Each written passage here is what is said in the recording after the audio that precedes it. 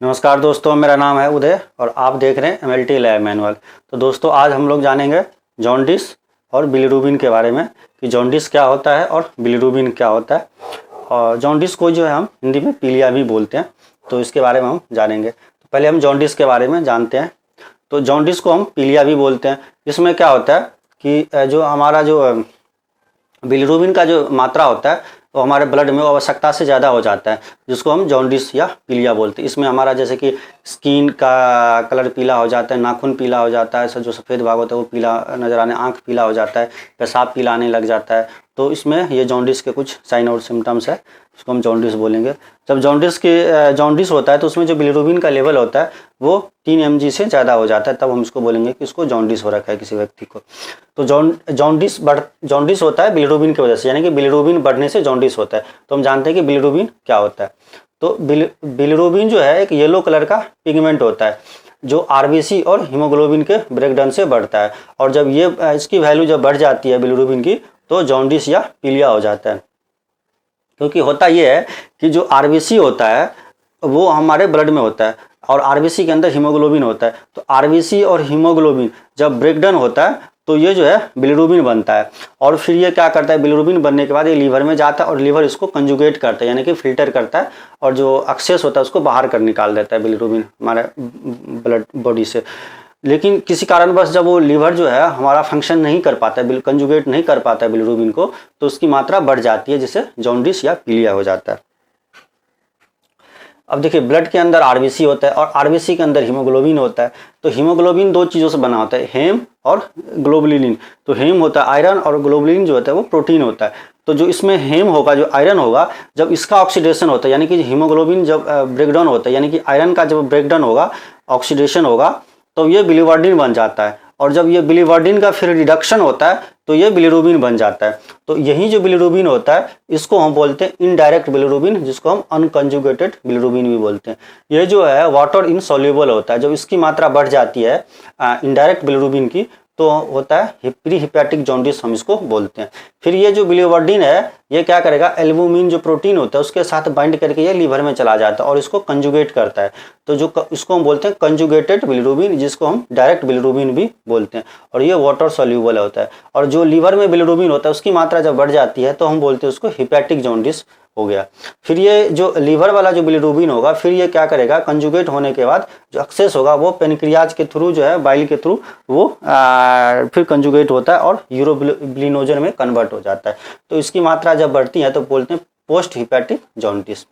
अब कितने टाइप के जॉन्डिस होते हैं वो हम देखते हैं। पहला होता है प्री हिपैटिक जॉन्डिस, जिसको हिमोलाइटिक जॉन्डिस भी बोलते हैं। दूसरा होता है हिपैटिक जॉन्डिस। तीसरा होता है पोस्ट हिपैटिक जॉन्डिस, जिसको ऑब्स्ट्रक्टिव जॉन्डिस भी बोलते हैं। और चौथा होता है न्यूनेटल जॉन्डिस। जो प्री हिपैटिक जॉन्डिस को हम हिमोलाइटिक जॉन्डिस भी बोलते हैं। तो हिमोलाइटिक इसलिए बोलते हैं क्योंकि इसमें हिमोलाइसिस होता है RBC और WBC का, इसलिए हिमोलाइटिक जॉन्डिस बोलते हैं। और प्री हिपैटिक इसलिए बोलते हैं क्योंकि ये लीवर से पहले होता है, इसलिए प्री हिपैटिक बोला जाता है।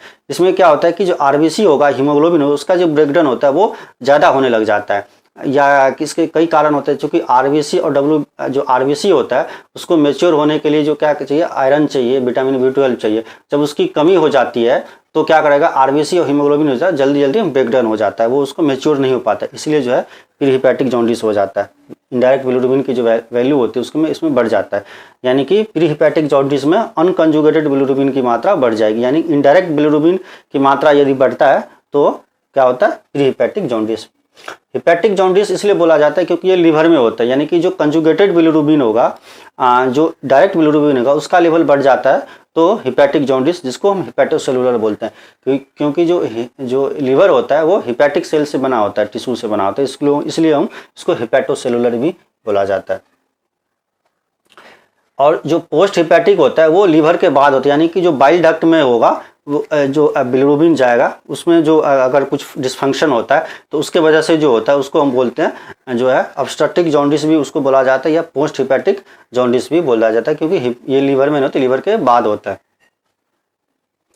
और जो न्यूनेटल जॉन्डिस होता है वो जो है सिर्फ बच्चों में होता है, क्योंकि जो न्यूबॉर्न बेबी होता है, जो नया इन्फेंट होता है, जो न्यूबॉर्न होता है, जो 1 दिन जन्म लिए, 2 दिन या महीने दिन जन्म लेता है, उसमें क्या होता है कि जो आरबीसी का और जो हीमोग्लोबिन का होता है वो ज़्यादा बनता रहता है और टूटता रहता है, ज़्यादा बनता रहता है, टूटता रहता है, क्योंकि जो बच्चा जब पैदा लेता है तो उसको मदर से जो है उसको अंदर फीटल हीमोग्लोबिन रहता है, तो उसको जो क्या करता है कि वो एडल्ट हीमोग्लोबिन जो है उसको से रिप्लेस करता है, यानी कि जो उसको पहले जब पैदा लेता है तो एडल्ट हीमोग्लोबिन उसमें रहता है, तो उसको क्या है बच्चा अपना हीमोग्लोबिन से उसको बनाने स्टार्ट हो जाता है पैदा लेने के बाद, तो वो फीटल जो है उसको है रिप्लेस करने लग जाता है। तो ये इसको न्यूनेटल जॉन्डिस, ज़्यादातर बच्चों में ये जो है न्यूनेटल जॉन्डिस होता है जो बच्चा पैदा लेता है। उसके कई सिम्टम्स होते हैं, जैसे कि बच्चा जो है फीडिंग बंद कर दे, उसके बाद एक्टिविटी बंद कर दे, तो ये इसके मेन सिम्टम्स होते हैं न्यूनेटल जॉन्डिस के। अब जो नॉर्मल वैल्यू कितना होना चाहिए किस जॉन्डिस में, तो हम देखते हैं जो अनकंजुगेटेड बिलिरुबिन जो होता है, जिसको हम इनडायरेक्ट बिलिरुबिन भी बोलते हैं, उसका नॉर्मल वैल्यू होता है जो है 0.2 से 0.8 mg/dl, और जब इसका वैल्यू बढ़ जाता है तो हम उसको बोलते हैं प्री हिपैटिक जॉन्डिस हो रखा है। और जब जब कंजुगेटेड बिलिरुबिन यानी कि डायरेक्ट बिलिरुबिन की वैल्यू जब बढ़ जाती है, जैसे कि 0.1 से इसका वैल्यू और 0.4 तक होता है, जब इसका वैल्यू बढ़ जाता है तो बोलते हैं हिपैटिक जॉन्डिस हो गया। टोटल बिलिरुबिन जो होता है वो 0.1 से 1.2 mg/dl होता है, और जब इसकी वैल्यू बढ़ जाती है तो हम pre hepatic, hepatic, post hepatic कोई भी जॉन्डिस, क्योंकि ये टोटल बिलिरुबिन होता है, तो इसमें हम ये लगा सकते हैं कि इसके अंदर कुछ ना कुछ कोई ना कोई जॉन्डिस है। और जो न्यूबॉर्न बेबी होगा उसमें जो है जो बिलिरुबिन की वैल्यू है वो ज़्यादा रहता है, यानी कि 10 से ऊपर भी रह सकता है, तब उसको हम जॉन्डिस बोल सकते हैं। प्रायः इसे 5 mg से ज़्यादा होते हैं तो उसको बोल सकते हैं कि ये जॉन्डिस है, क्योंकि बच्चों में जो है वो आरबीसी का ब्रेकडाउन ज़्यादा होता है। अब जो इसके सिम्टम्स क्या है जॉन्डिस के, तो इसका जॉन्डिस का जो स्टूल जो है वो डार्क कलर का होने लग जाएगा, यूरिन जो है पीला होगा, और पूरे बॉडी में रैशेस जो है ना इचिंग होने लग जाएगा, और चक्कर जैसा आने लग जाएगा, पेट में दर्द, जैसे वजन कम होना, भूख कम लगना, फीवर होना, ये सब इसके कुछ सिम्टम्स है जॉन्डिस के। इसके कौन कौन से लैब टेस्ट होते हैं जॉन्डिस को पता लगाने के लिए, तो लीवर फंक्शन टेस्ट होता है, क्योंकि ये लीवर की वजह से ही होता है, डिसफंक्शन की वजह से जॉन्डिस होता है, तो लीवर फंक्शन टेस्ट कराया जाता है इसका पता लगाने के लिए, जिसके अंदर ऑलरेडी इंक्लूडेड होता है, जैसे कि डायरेक्ट बिलिरुबिन, इनडायरेक्ट बिलिरुबिन और ये टोटल बिलिरुबिन उसी के अंदर होता है। रूटीन टेस्ट से भी पता लगता है, क्योंकि यूरिन रूटीन टेस्ट में भी जो है बिलिरुबिन जो है वो पता लगता है। उसको सीबीसी टेस्ट भी करा सकते, देखते हैं उसमें हीमोग्लोबिन कितना है, आरबीसी, उसके बाद आरबीसी उसमें कितना है, ये भी देखा जाता है। कई बार क्या होता है कि हेपेटाइटिस की वजह से भी किसी को जॉन्डिस हो जाता है, तो हेपेटाइटिस टेस्ट भी कराते हैं, इसमें हेपेटाइटिस ए, बी और सी, तो अल्ट्रासाउंड भी कराते हैं, एमआरआई या सीटी स्कैन भी करा के, अगर जो सीवियर होता है उसको एमआरआई सीटी स्कैन करा के पता चलता है कि उसको जॉन्डिस है या नहीं है, क्योंकि उसके लीवर खराब हो जाता है, उसमें लीवर चेक किया जाता है एमआरआई सीटी स्कैन से, अल्ट्रासाउंड से। तो ये था हमारा इसके बारे में। तो आप अगर दोस्तों यदि आपको मेरा ये वीडियो पसंद आए तो प्लीज़ इसे लाइक कीजिए, सब्सक्राइब कीजिए और शेयर कीजिए। धन्यवाद दोस्तों।